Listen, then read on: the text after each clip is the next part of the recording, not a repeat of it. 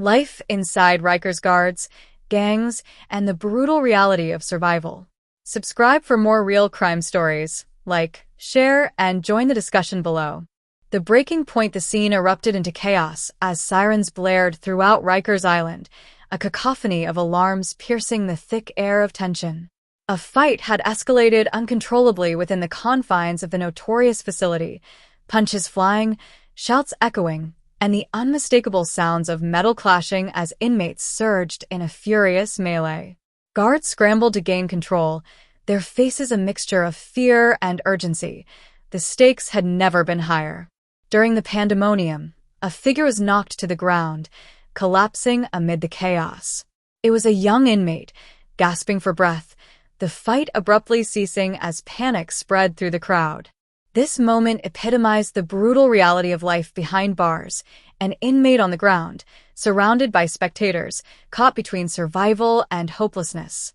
Would the guards manage to restore order, or would this incident be the tipping point for a riot that had been simmering beneath the surface for far too long? The backstory: the world of Rikers. Rikers Island, one of the largest correctional facilities in the United States, has gained a reputation as a microcosm of chaos and violence. Stretching over 400 acres, the facility became infamous not just for its sheer size but for the tumultuous events that transpired within its walls. Built in the early 1930s, it was initially intended to be a temporary holding facility, but it evolved into a long-term prison burdened by overcrowding and systemic neglect. Many inmates at Rikers were awaiting trial, caught in a web of legal limbo, with lives often hanging in the balance. A mix of minor offenders and serious criminals filled the cells, creating an unpredictable environment. Rival gangs operated behind bars, exerting control and power over housing units, leading to regular conflicts that often turned lethal. On the inside, Rikers operated as a self-contained environment with its own culture, rife with tensions and codes of conduct that mirrored the streets outside. The guards were tasked with maintaining order amidst the turmoil, but they were often outnumbered and ill-prepared for the reality of life at Rikers. Early warning signs.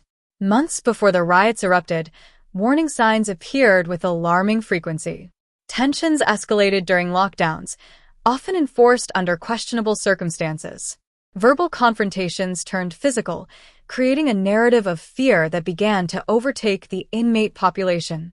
Food served in the kitchens became a breeding ground for discontent. Time and again, complaints surfaced about portions being inadequate, meals often lacked nutritional value, and the quality was suspect. Staff members who were supposed to oversee the preparation process were frequently absent or indifferent to complaints voiced by inmates, leading to a growing mistrust between guards and the men they were tasked to oversee. The daily grind. Life at Rikers was characterized by a relentless grind that wore on the spirits of both the inmates and staff. Morning routines began with the sound of metal bars clanking open, waking inmates from restless sleep. The day unfolded in predictable patterns, punctuated by schedules for meals, recreation, and mandatory programs that often felt pointless or punitive. In this environment, the grim reality of survival took root. Inmates formed alliances, seeking protection from rival gangs, while others clung to isolation as their shield.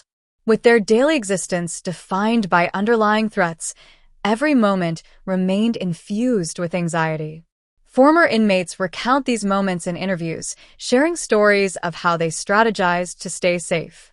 You learn quickly how to navigate the politics of prison life. You either fall in line or find yourself a target, one former inmate reflects, serving as a somber reminder of how deeply the power dynamics shaped their daily existence. Building suspense. As weeks passed, the signs of impending violence became more prominent. The gang presence escalated, with turf wars breaking out over control of coveted areas within the prison. Fractures appeared among the inmate population as once unified groups splintered into factions, each vying for dominance. Guards began to notice small altercations, often dismissed as standard prison behavior. Yet, beneath the surface of these skirmishes lay a much deeper issue. Control was slipping, and the prison environment teetered on the edge of chaos. In a security meeting, An experienced officer voiced the concern many felt. "This isn't just a rash of fights. This is a sign that things are unraveling. We need to step in now before it escalates." But by then, it was too late. The moment of truth. The day the fight erupted, officers received several reports regarding potential unrest. Memos circulated about increased gang activity surrounding the housing unit, but like so many others before them, they were met with bureaucratic indifference. Guards could only operate within the confines of their schedules, flailing against the rising tide of violence. As the melee intensified, chaos engulfed the unit, a jarring scene of frantic movements and overwhelming fear. Emergency protocols were triggered. The sound of metal clangs echoed like an alarm throughout Rikers. An uneasy realization sank in. This incident was simply a precursor to much larger troubles ahead. The chapter concludes with a dramatic cliffhanger, a scene where guards and inmates alike realize the full scope of what's unfolding. The buildup of tensions, the lack of communication, and the misguided trust among inmates create a perfect storm, setting the stage for the violence that loomed on the horizon. The underbelly of Rikers. As the dust settled from the chaos of the fight, tension hung thickly in the air of Rikers Island. Inmates returned to their cells, the atmosphere electric after the uproar. But behind the closed doors, a harsh reality unfolded, a truth that many outside the prison's walls never witnessed. The reality of overcrowding. Rikers Island was perpetually overcrowded, a breeding ground for conflict. Designed to hold 1,500 inmates, the facility often housed more than double that number. This overcrowding created a claustrophobic environment where tempers flared and violence was a near-constant threat. Dormitory-style living arrangements meant that personal space was non-existent, leaving inmates constantly on edge as they navigated the cramped quarters. In such close confines, the natural order fell into chaos. Overwhelmed by the sheer number of inmates, guards struggled to maintain control, often resorting to brute force, which only exacerbated tensions. Fights broke out over trivial matters, an elbow bump during a meal, a stolen piece of contraband, or an unwelcome glance. Each incident was a reminder that survival required vigilance, not only against rival gangs but also against fellow inmates. Gangs and alliances. In this environment, gang affiliations became lifelines. Groups formed not just for power but for protection. The Bloods, Crips, and other factions exerted their influence throughout the facility. As rivalries deepened, more violent confrontations arose. Correctional officers found themselves caught in a dangerous balancing act, trying to manage hostile environments while navigating the precarious loyalties among inmates. An ex-inmate shared his experience. You had to pick a side. Trusting the wrong person could mean the difference between life and death in there. The presence of gangs dictated the dynamics inside Rikers, and allegiances shifted rapidly. Sometimes, inmates were forced to choose between loyalty to their gang or self-preservation. Rumors spread like wildfire, and misinformation could lead to deadly consequences. A system under strain.